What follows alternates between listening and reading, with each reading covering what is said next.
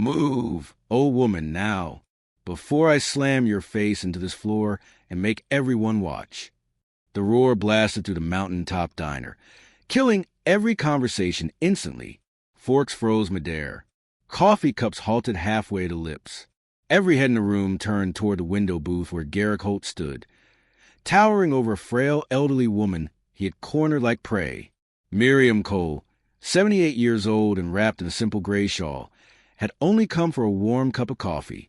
But Aspen Ridge was not the peaceful refuge she thought it was. Not today. You outsiders think you can stroll in here like you own this town, Garrick snarled, breath thick with early morning whiskey. But around here we show you your place. Before Miriam could respond, before anyone could intervene, crack, his slap exploded across the diner. The sound bounced off the walls, sharp and violent. Miriam's body twisted from the impact, her feet stumbling as she fell to the cold linoleum floor. Her glasses skidded away.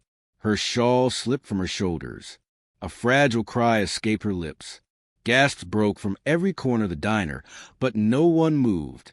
Fear pinned them to their seats. No one dared challenge Garrick Holt. From behind the counter, Chloe Vance, the young waitress, froze with her phone halfway drawn. Across the street, a tourist with a tripod instinctively zoomed in, unknowingly recording the most important footage of his life. Garrick stood over Miriam, chest heaving with sick satisfaction. That's what happens when you don't listen to my town. Then the diner door opened. A tall black man stepped inside, broad-shouldered, calm-eyed. His presence alone shifted the entire room. At his side, a German shepherd moved with silent precision, lowering into a guarded stance. This was Darius Cole, Miriam's son, a Navy SEAL, a man built for battles far bigger than this diner. His eyes landed on his mother on the floor. Something inside him hardened. "Shadow," he said quietly. "Watch." The dog glided forward, placing himself between Miriam and Garrick, muscles tight, eyes locked on the threat. The low growl rumbling from Shadow's chest vibrated through the floor. Garrick stumbled back, his arrogance leaking out like air from a punctured tire. "Hey, I didn't mean anything by it." Darius ignored him. He knelt beside Miriam, lifting her gently. "Mama, I'm here." She touched her cheek, wincing. "I'm all right, baby. Don't worry about me." Darius stood up slowly, and every ounce of fear that once filled the room shifted direction. "You hit my mother," he said quietly. Before Garrick could respond, the back door swung open and Sheriff Randall Pike walked in. His badge shined, but his eyes told the truth. He had no intention of protecting anyone except those who paid him. "All right, that's enough," he said, voice lazy and dismissive. "Let's calm down. Just a misunderstanding." Darius didn't even look at him. What happened here was assault. Sheriff Pike stepped closer, hand drifting toward his holster. "Son, why don't you take your mama home and let us deal with this quietly?" "No," Darius said. "Not this time." Tension snapped through the diner like an electric wire. Shadow growled deeper. Garrick's face drained of color. Chloe recorded everything. The tourist outside captured the rest. Darius took one step forward. "If you draw that weapon, Sheriff, you will regret it. I promise you that." Sheriff Pike froze, because he knew Darius wasn't bluffing. Darius guided his mother to the door, supporting her gently. Shadow followed, never breaking his stare from Garrick. Outside in the crisp mountain air, Darius pulled a rugged, military-grade phone from his pocket. He tapped a single contact. A deep voice answered instantly. "Commander Harlan." "Go ahead." "This is Cole," Darius said. "We have a targeted assault on a military dependent.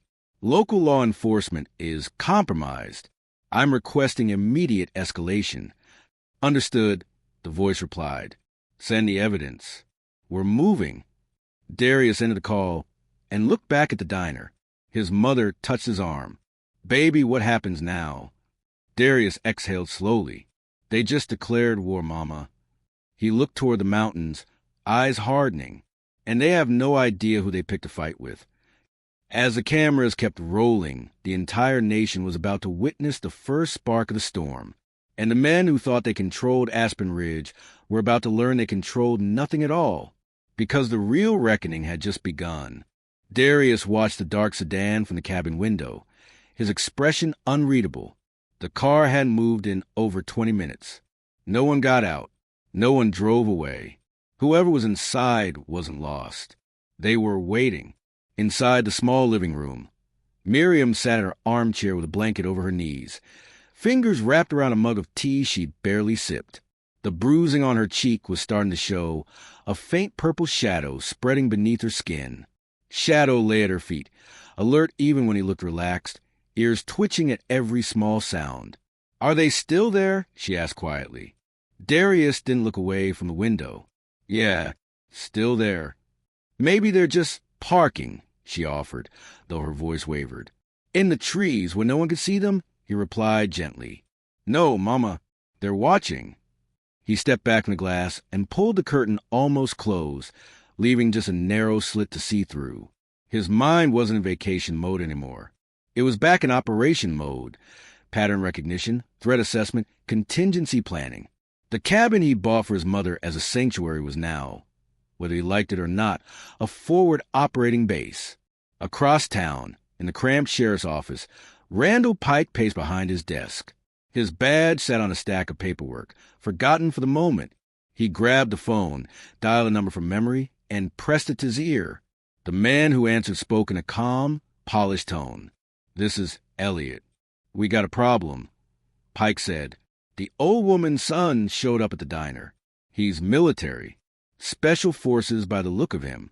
He called someone. Not local. Looked like one of those encrypted devices." On the other end of the line, Elliot Royce turned away from the floor-to-ceiling windows of his Denver office. The city sprawled below him, but his money and attention were tied up in the quiet town in the mountains, Aspen Ridge. "Did you contain it?" Elliot asked. Pike hesitated. "Not exactly." He walked out with her. "I couldn't push it. Not with the dog and all those people watching. And someone was filming." Elliot's jaw clenched. "Filming?" "Tourist with a camera. Might have caught the whole thing." Elliot pinched the bridge of his nose, irritation simmering just beneath the surface. On his desk, a large printed map of Aspen Ridge and the Lake Serenity shore was spread out, parcels circled in red. Almost all of them bore a small check mark, properties already bought. Only a few remained unchecked. One of those unchecked parcels represented Miriam Cole's cabin. "Find the footage," Elliot said. "Take care of it. And remind Holt what discreet pressure means. I didn't pay him to start public incidents." Pike swallowed. "The sun's not going to roll over." "Everyone rolls over," Elliot replied. "You just have to apply pressure in the right places." He hung up without saying goodbye. Back at the cabin, Darius knelt beside a duffel bag in the hallway and unzipped it. Instead of vacation clothes, it held neatly organized gear, small motion sensors, a compact thermal monocular, a rugged laptop, a satellite communicator. He moved through the house, placing small devices near doors and windows, fingers working from habit more than conscious thought. "You brought all that just to visit me?" Miriam asked, a faint smile touching her lips. "I brought all this," Darius answered, "because I know the world we live in." He stepped outside onto the back porch and scanned the tree line with the thermal monocular. The forest was mostly a cool, even wash of color. Cold trunks, colder rocks. But in the direction of the road, he saw a concentrated heat signature inside the sedan. 2 people, engine off, still sitting. Shadow trotted out beside him, nose testing the air. Darius lowered the device. "Perimeter," he said quietly. The dog moved instantly, circling the cabin in a wide pattern, slipping through brush and shadow, checking every angle. He disappeared for a moment, then returned, tail stiff, gaze sharp. No one had approached the cabin yet. For now, the line held. Back in town, Aiden Wells, the tourist with the camera, sat at a small table in his rented cabin, laptop open, fingers racing across the keyboard. The raw footage played on his screen. The slap, the fall, the dog stepping in front of the old woman, the tall black man facing down the sheriff without flinching. "This is insane," he whispered. He hovered over the upload button. His channel wasn't huge, but he had a loyal audience. He usually filmed scenic views and travel tips, not violence and corruption.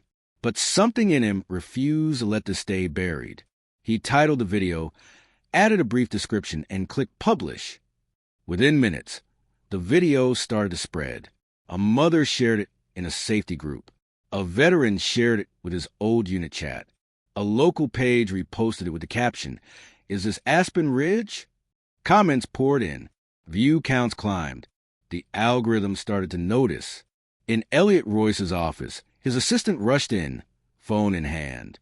"Sir, you need to see this." The assistant placed a phone on the desk and played the video.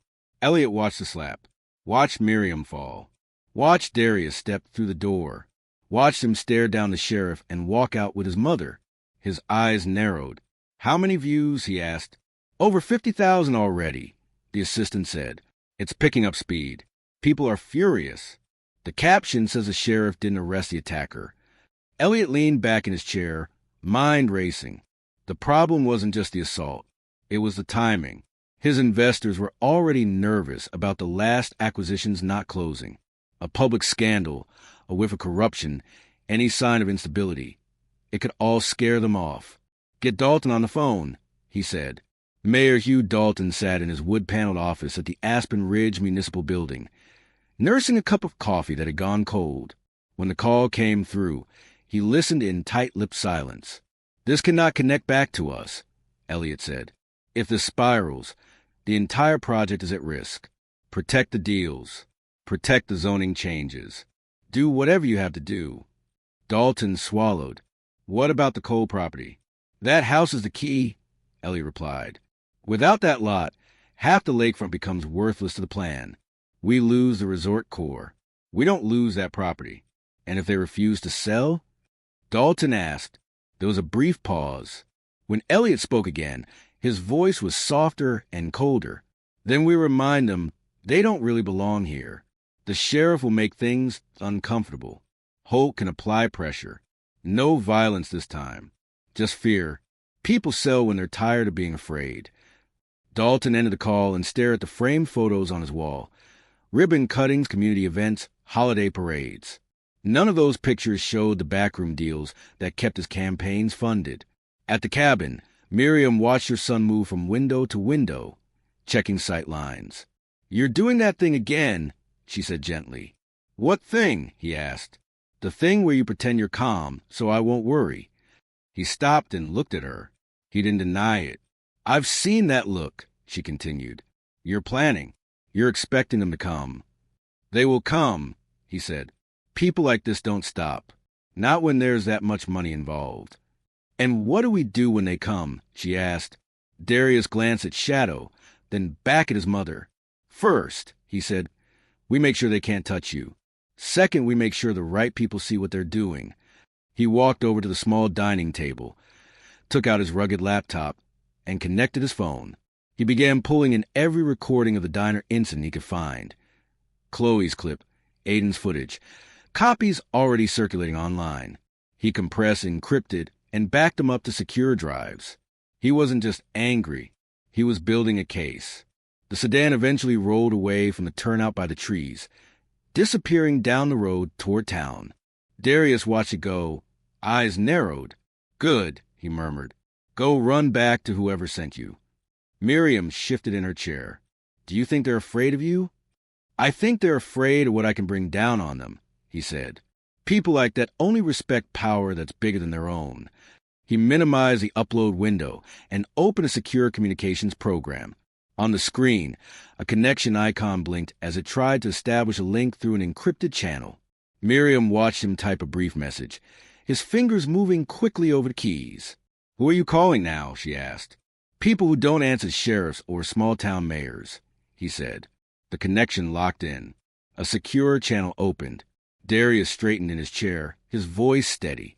"This is Cole. The situation is escalating. We have viral footage, potential organized intimidation tied to a development project, and compromised local authorities. Requesting formal review and federal eyes on Aspen Ridge." He hit send. For a long moment, the only sounds in the cabin would whisper the heater and the faint lapping of water against the shore outside. Then the laptop chimed with an incoming response. Somewhere far from Aspen Ridge, someone with real authority had just decided to look directly at this tiny mountain town. Night slid quietly over Aspen Ridge, but the stillness outside the cold cabin felt deceptive. The mountain stood black against a star-speckled sky, and Lake Serenity lay calm as glass, reflecting the moon like a single unbroken blade of light.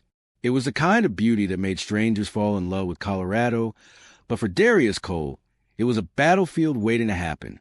Inside the cabin, lamps cast warm pools of light across wooden floors, but tension vibrated through every room. Darius sat at the dining table with his rugged laptop open, a cluster of encrypted files blinking on the screen. Recordings from the diner, witness clips, security footage he had managed to pull from public sources before anyone could erase it. Shadow lay nearby, eyes half closed, but even in rest he was alert. Miriam watched her son quietly from her armchair. She had seen him in this mode before, methodical, focused, as if the world around him slid into the background until every threat was accounted for. "You've barely said a word since we got home," Miriam said softly. "I'm thinking," Darius replied. "You think too loudly," she teased gently. He looked at her then, a brief smile touching his face before fading. "Mama, someone is trying to squeeze you off this land. They sent Holt to scare you. They sent those men to watch you. They're desperate, and desperate men make stupid moves." Miriam folded her hands in her lap. "This isn't your fight. You came here to rest." Darius shook his head. "They made it my fight when Holt put his hands on you." He returned his attention to the screen. One window displayed Aiden Wells' viral upload, now exploding past 2 million views. Comments scrolled faster than he could read them. People furious, horrified, demanding justice. Veterans recognized the way Darius stood. Dog handlers recognized Shadow's training. Civilians recognized corruption when they saw it. But someone else recognized it too. A notification blinked on the laptop. An incoming message from a secure channel he had activated earlier. He opened it. A short text appeared. "Confirmed safe location. Evidence received. Team mobilizing." Darius exhaled slowly. He knew what that meant. He wasn't alone anymore. But the men on the other side of this thing weren't sitting still either. Down in Aspen Ridge, Mayor Hugh Dalton stood by the window of his office, staring at his reflection instead of the street. His phone buzzed with messages he didn't want to read. Clips of the diner incident were everywhere. His inbox flooded with reporters asking questions he wasn't ready to answer. His door opened without a knock. Sheriff Pike stepped inside, sweat beading on his forehead. "We need to act fast," Pike said. "Royce is losing his mind over this. He wants the tourist found. He wants the waitress fired. He wants the old woman quiet." Dalton pressed his fingers into his temples. "You said you could handle this." "I tried," Pike snapped, "but her son called someone. Not local. This is bigger than we thought." Dalton turned slowly. "Bigger how? If I had to guess?" Pike said, "Federal." Dalton's mouth went dry. Federal means investigations, which means everything gets exposed. Pike swallowed. Holt is trying to lay low, but with that video out there, people are already naming him online. Dalton stiffened. "Royce will not let this collapse." "He already gave orders," Pike said. "We need to make the Coles disappear from the equation. Pressure, fear, whatever it takes." Dalton's eyes flicked to the photo of him shaking Elliot Royce's hand at a ribbon-cutting ceremony. He looked away. "Do what you have to do," he said quietly. "Just keep this out of the press." Pike nodded once and left the office, already dialing Holt. Meanwhile, at his rented cabin, Aiden Wells was frantically answering messages from news outlets, local and national. His camera batteries lay charging on every outlet. His laptop hummed from the video's skyrocketing traffic. He was about to message his subscribers when his front window cracked. Aiden jumped to his feet. Another crack, then a louder thud. He approached the door slowly. A rock lay on the ground outside with a note wrapped around it. He unrolled it, heart thudding. "Take the video down. Leave town. No second warning." He dropped the note. His breathing quickened. He didn't know danger like Darius did. He didn't recognize the pattern for what it truly was: controlled intimidation by men used to getting their way. He stood in the doorway too long, the cold air creeping inside, fear slowly taking root. Back at the coal cabin, Darius placed motion sensors at the back door, then installed a small portable jammer near the window. Shadow followed him room to room, tail low, silent as smoke. Miriam watched him secure the house. "You're preparing like we're in a combat zone." "We are," Darius replied. He returned to the table, opened the map overlay, and traced the dotted lines of the mountain roads leading into their isolated area. Only 2 paths offered real access. He could cover both. But he didn't want to escalate things too fast while Miriam was still shaken. He zoomed in on the location where he spotted the sedan earlier. Then he checked the feed from a nearby wildlife camera. He hacked into. No car on the road. No movement. Whoever had been watching them was gone, likely regrouping. Miriam set her hand on his. "You know, you don't always have to fight your battles alone." He met her eyes. "I'm not alone. I've got you." "And Shadow," she added quietly. Shadow lifted his head at his name, ears pricking up. Darius's phone buzzed again. Another secure message. "Team en route. Intel request. Who is controlling local enforcement?" Darius typed one word. "Royce." Halfway across town, Elliot Royce stood in his dark office, staring at the glow of a news clip on his monitor, showing the slap in slow motion. The public outrage was growing faster than he could control. If this went any further, everything he'd built would crumble. He stared at the phone on his desk. Then he picked it up and made a call. It rang once. "Go," the man on the other end said. "I need the Cole family handled," Elliot said. "Tonight." There was a long pause. "Understood." The line went dead.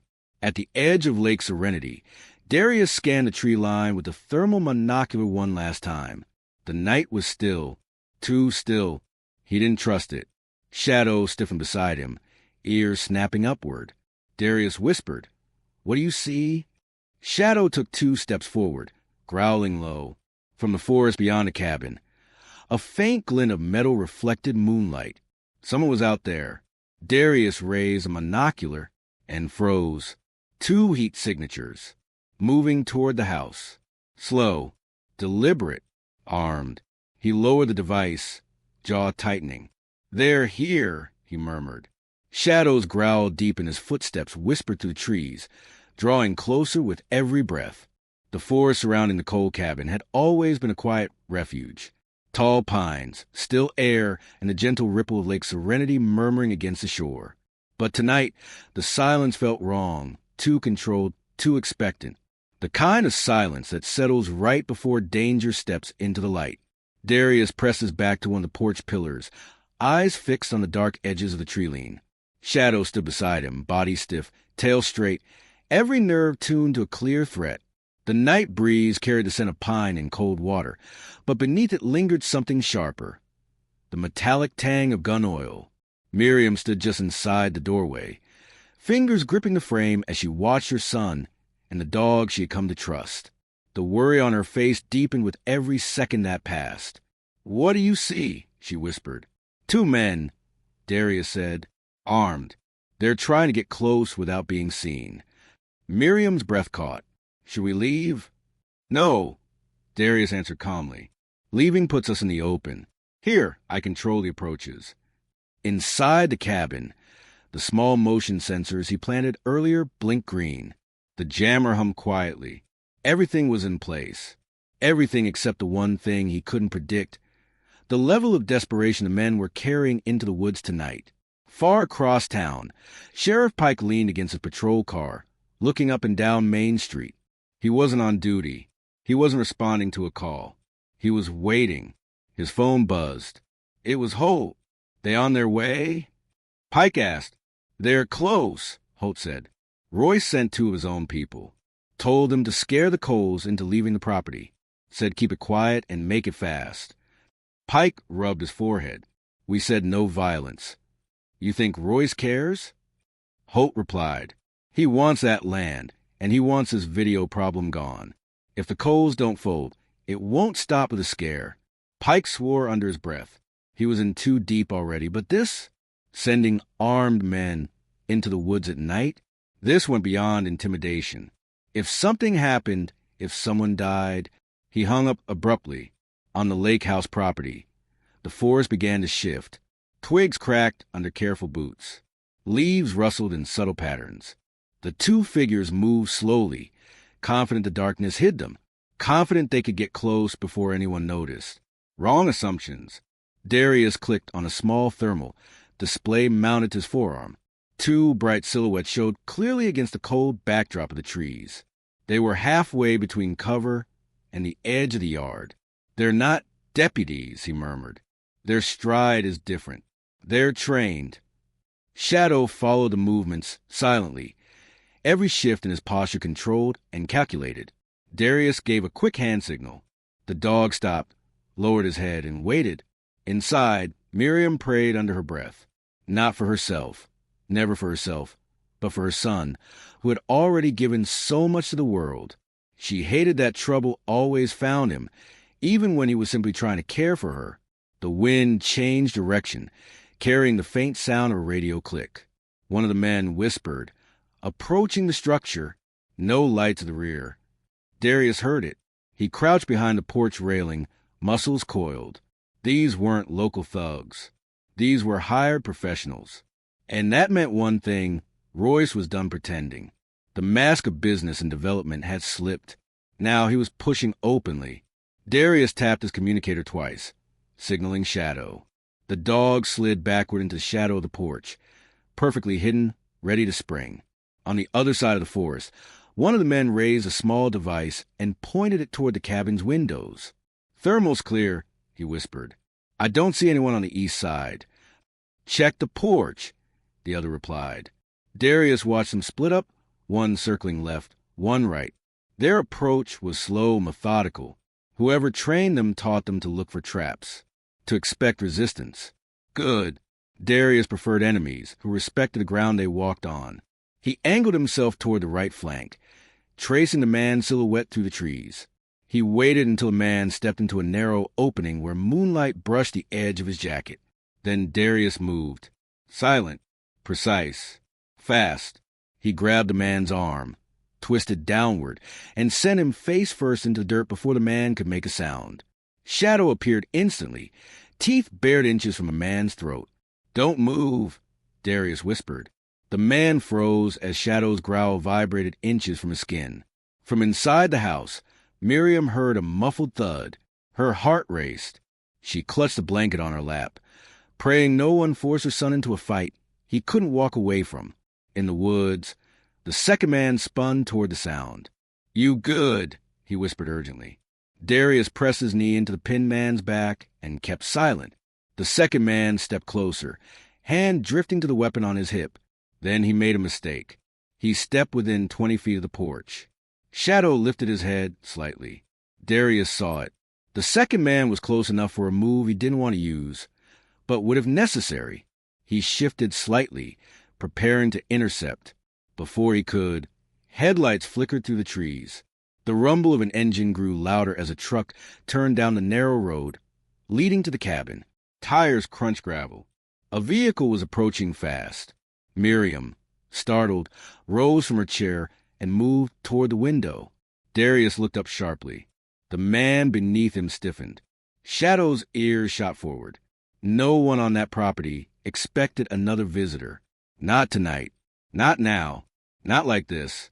The truck rolled into view, its headlights sweeping the yard, and Darius realized instantly that whoever was behind the wheel wasn't there to help.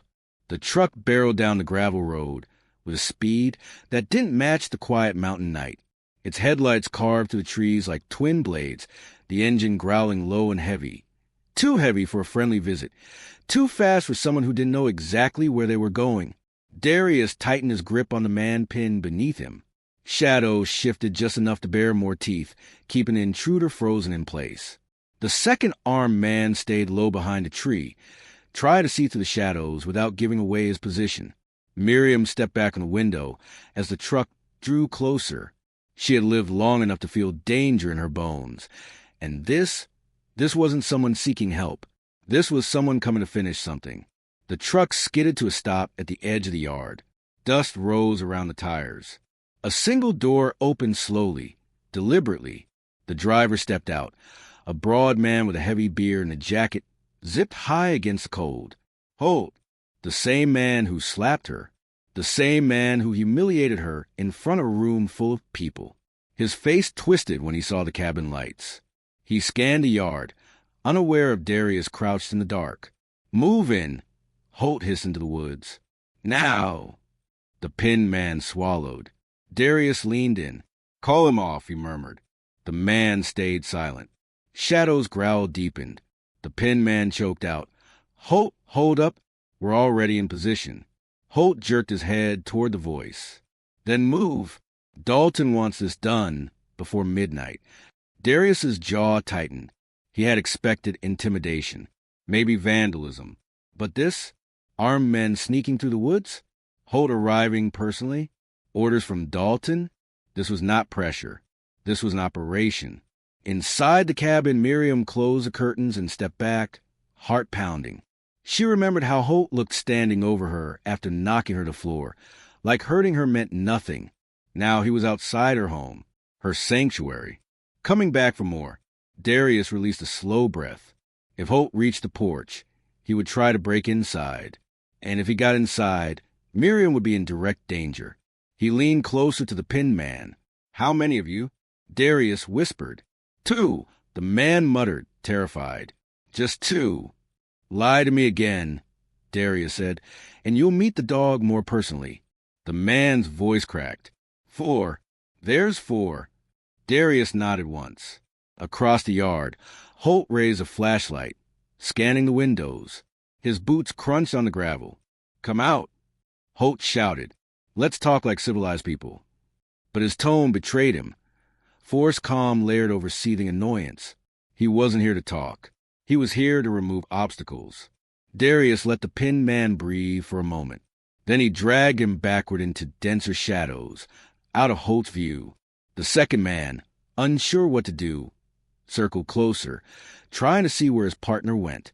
The truck door slammed shut behind Holt. "Hurry up," he barked.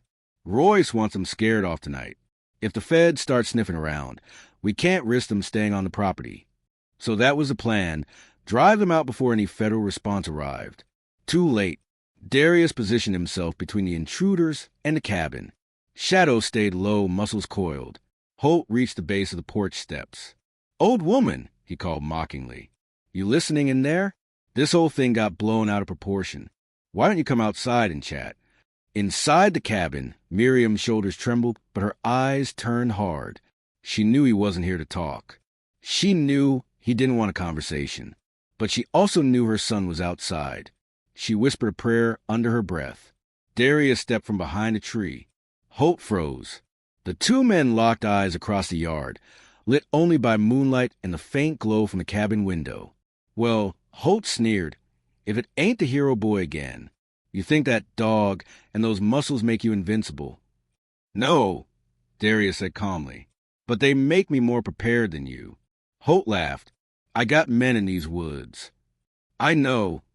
Holt frowned. Darius nodded toward the pinned man at his feet. "You should hire smarter ones." A flash of panic crossed Holt's eyes. "You're making this worse for yourself," Holt growled. "Dalton wants that property. Royce wants that property. You don't get to say no." "I just did," Darius replied. Holt's hand twitched toward his jacket.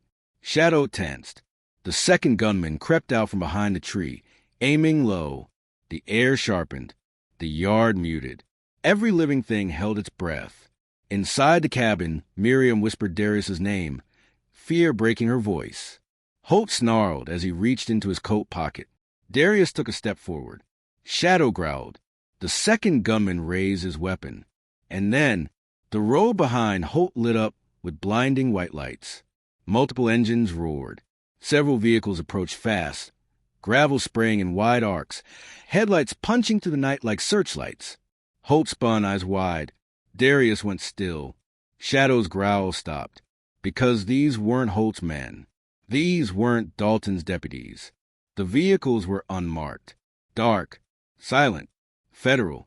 And as the first doors opened and figures in tactical gear stepped out, Holt realized too late that someone far more powerful had just entered the fight.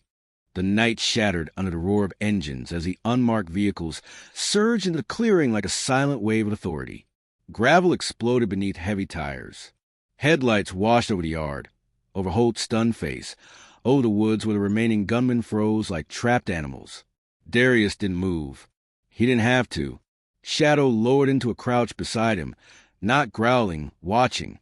From the lead SUV, a woman stepped out mid-40s, sharp-eyed, wearing a dark field jacket and a badge clipped to her belt. Her posture carried the unmistakable weight of command. "Darius Cole," she called, her voice steady. "Special Agent Helena Ward, FBI Denver Field Office. You called. We answered." Holt stared at her, disbelief churning into panic. "What the hell is this?" he snapped. "You can't just show up here. This is local business." Agent Ward didn't even look at him. She raised one hand, 2 fingers flicking forward. Instantly, 3 FBI agents moved past her, rifles angled downward in tight formation, sweeping the area for threats. 2 more agents emerged behind them, each with AK-9 by their side. Trained federal dogs whose presence made Shadow's ears perk but not retreat.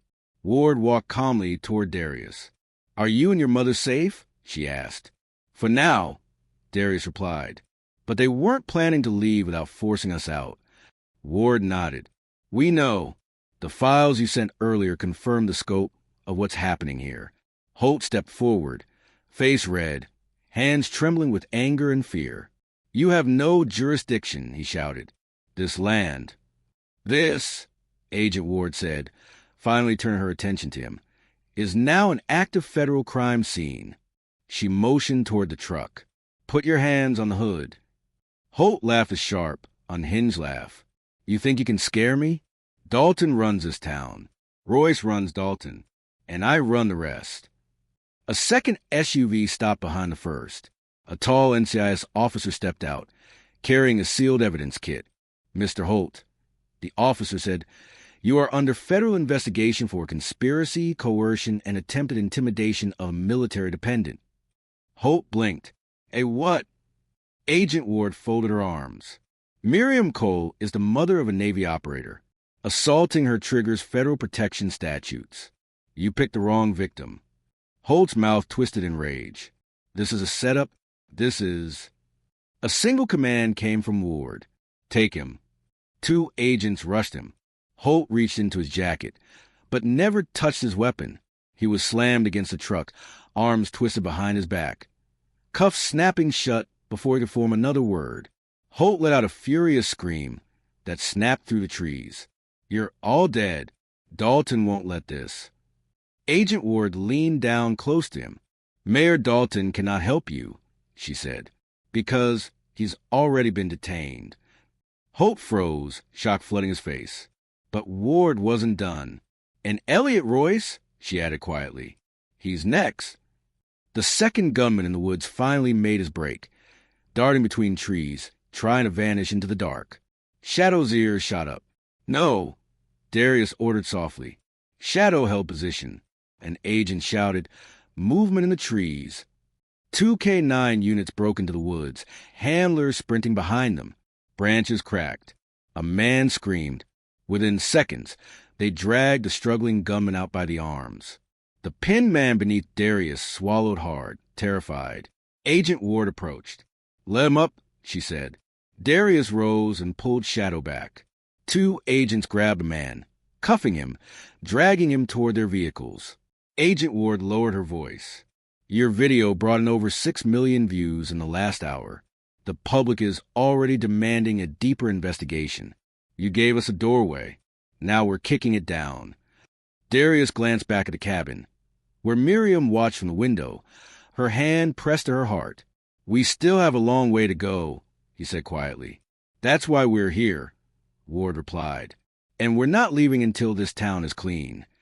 Inside the cabin, Miriam finally stepped outside, her blanket still around her shoulders. Her eyes were wide, not in fear this time, but in something closer to relief. Agent Ward softened when she saw her. "Mrs. Cole, She said gently, "We're going to keep you safe." Miriam nodded, her voice barely above a whisper. "Thank you." Ward faced Darius again. "We'll begin arrests across town at daylight." "But Royce." "Royce is going to run. Men like him always do." Darius looked toward the winding road that led back to Aspen Ridge. In the distance, the mountains loomed like silent witnesses. "He won't get far," Darius said. Ward studied him, then nodded once. "Then let's end this." Behind them, Holt screamed curses as agents hauled him toward a transport vehicle. The forest rustled as the remaining gunmen were taken away. The cabin lights glowed warm against the dark, and high above them, the moon slid behind a bank of clouds, dimming the yard into a deeper, more foreboding shade of black. Because somewhere in the dark, Elliot Royce was already preparing his escape, and he had no intention of going quietly. Elliot Royce didn't sleep that night. He didn't even sit. He spent every minute pacing the polished floor of his penthouse office in Denver, staring out at the glittering skyline with a clenched jaw. His phone buzzed over and over, missed calls, urgent texts, desperate warnings from the few allies he still had. But the moment he saw Holt's name trending online with the words federal custody, Elliot understood something with terrifying clarity. He was next, and if he didn't move now, he would lose everything. He grabbed a briefcase from under his desk, stuffed it with offshore account documents, burner phones, and 2 passports. Then he unlocked a lower drawer, a hidden compartment containing a sleek black handgun. He hesitated only a second before taking it. No loose ends. No loose threats. He slammed the drawer shut and strode to the elevator. Back in Aspen Ridge, dawn crept over mountains, painting Lake Serenity with a faint silver glow. The cabin felt calmer, but only on the surface. Darius stood on the porch with Agent Ward, reviewing the final set of evidence: bank transfers, land deeds, threats sent to families, secret zoning files, and names. Many names. "We'll send teams to every location," Ward said. "But Royce won't be home. He's too smart for that." Darius scanned the road. "He'll run to the nearest airfield."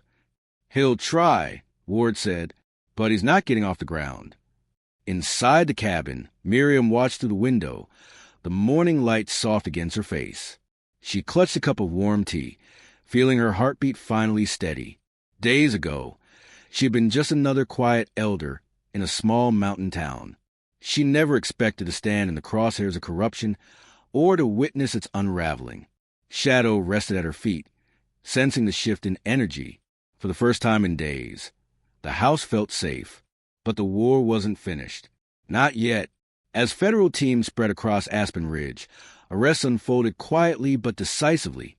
City employees, zoning officers, contractors, and 2 remaining deputies were taken into custody. People watched from their porches, shocked, whispering, recognizing familiar faces now wearing handcuffs. And every whisper carried the same name: Royce. At the Denver Executive Airfield, Elliot Royce's luxury sedan screeched to a halt beside a private jet already spinning its turbines. A hired pilot waved frantically. "Sir, you shouldn't be here. They've grounded departures." "Not mine," Elliot snapped. "Get us in the air. Now." He raced up the steps and slammed the door behind him. The pilot hesitated. Fear etched across his face. "Sir, the FBI put an alert on every runway." "Then take off without permission." Elliot roared. "I will pay whatever fine they—" A sharp knocking on the jet's exterior interrupted him. Elliot froze. The pilot swallowed. "Sir, I think that's them." Elliot slowly turned toward the door. Agent Ward stood outside on the tarmac, flanked by federal officers with rifles pointed downward but ready. She looked calm. Too calm. She raised her voice just enough. "Elliot Royce, step out of the aircraft." Elliot didn't move. Ward continued. "Attempting to flee prosecution is an additional federal offense. Make this easy." Elliot's hand slid toward the gun inside his briefcase. On the porch of the cabin, Darius checked his encrypted screen. Ward's team pinged an update. "They found him," Darius murmured. Miriam stepped beside him. "Will he surrender?" "No," Darius said quietly. "Men like him don't surrender." Not until the last possible moment. Back at the airfield, Elliot's heartbeat thundered in his ears. Every part of him screamed to run, to fight, to do anything except walk out that door. But Wade glanced at the small jet window. He saw something that made his breath stop. A convoy of black vehicles surrounding the runway. A dozen agents forming a perimeter. A second set of K-9 units approaching. And Agent Ward standing like a stone pillar of judgment. He had lost. Slowly, with trembling hands, he stepped off the jet. Federal agents swarmed him. The gun was taken. His wrists were cuffed. His world ended in a matter of seconds. Ward read him his rights calmly. Clearly, Royce didn't fight. He only asked one question, voice hollow. How did the old woman do this? Ward answered simply. She didn't. She looked him dead in the eyes. Her son did. When word spread of Royce's arrest, the town of Aspen Ridge exhaled for the first time in years. Corruption that had choked the life out of their community was finally uprooted. Days later, a town meeting filled the community hall. Not with fear this time, but with hope. Miriam sat in the front row beside Darius, her cheek healed, her eyes bright. She received a gentle standing ovation from the townspeople, people who once watched in silence but now wanted to do better. Chloe was reinstated and promoted. Aiden returned with repaired equipment and a newfound respect from the entire town. And Darius, who expected to stay invisible, found himself approached again and again. People thanking him, asking him how they could rebuild their home with integrity. After the meeting, Darius and Miriam walked along the lakeshore as the sun dipped behind the mountains. You protected me, Miriam whispered, but you protected this whole town too. Darius smiled faintly. I didn't do it alone. Shadow trotted ahead of them, tail high, sensing the peace settling over Aspen Ridge.